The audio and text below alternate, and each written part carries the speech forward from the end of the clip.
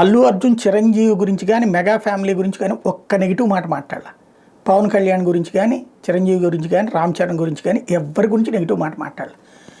అతను చేసినటువంటి తప్పులు బాగా వీళ్ళకి మండేది 2-3.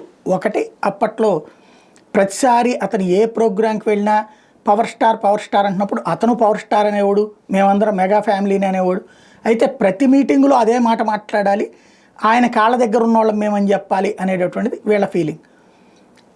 ముందు నేను ప్రతిసారి అదే మొక్క చెప్పడం కాదు కదా, నేను ఆ కుటుంబమే మాదంతా ఒకటే కుటుంబం చెప్తూ వచ్చామనేది కదా అనేది అతని ఫీలింగ్. పదే పదే అరుస్తున్నప్పుడు నేను ఇక్కడి నుంచి ఆ పేరే ప్రస్తావించడం అన్నప్పటి నుంచి అతని మీద పగ నడుస్తూ ఉంటే అది కాస్త ఆ దగ్గర వాళ్ళకున్న బంధాన్ని ఈ అతి దెబ్బతీసింది. నువ్వు ఎట్టాగే ఉండాలి, రోజు వ్యవహరించాల్సిందే అంటే అది దెబ్బతీసింది.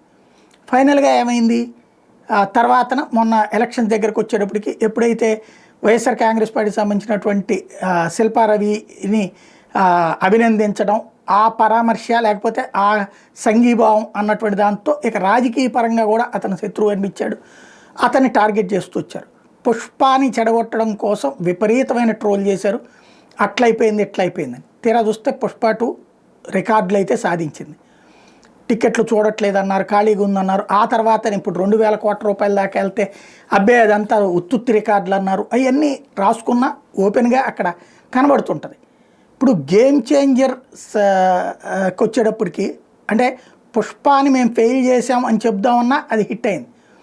ఇప్పుడు ఇది వచ్చేటప్పుడు గేమ్ చేంజర్ని సక్సెస్ చేయడం అనేది ఆల్రెడీ అది సక్సెస్ఫుల్గా నడుస్తుంది.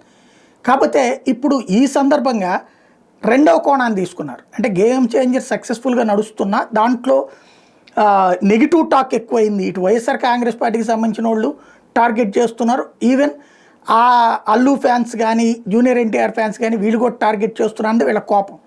దాంతో నెగిటివ్ టాక్ల్లో భాగంగా అల్లు అరవింద్ నేను ఏదో పుట్టినరోజు దాన్ని కూడా పెట్టి సంబరాలు చేసుకున్నారు అంటూ వైసీపీ వాళ్ళు రెచ్చగొట్టే ప్రయత్నం చేస్తున్నారు.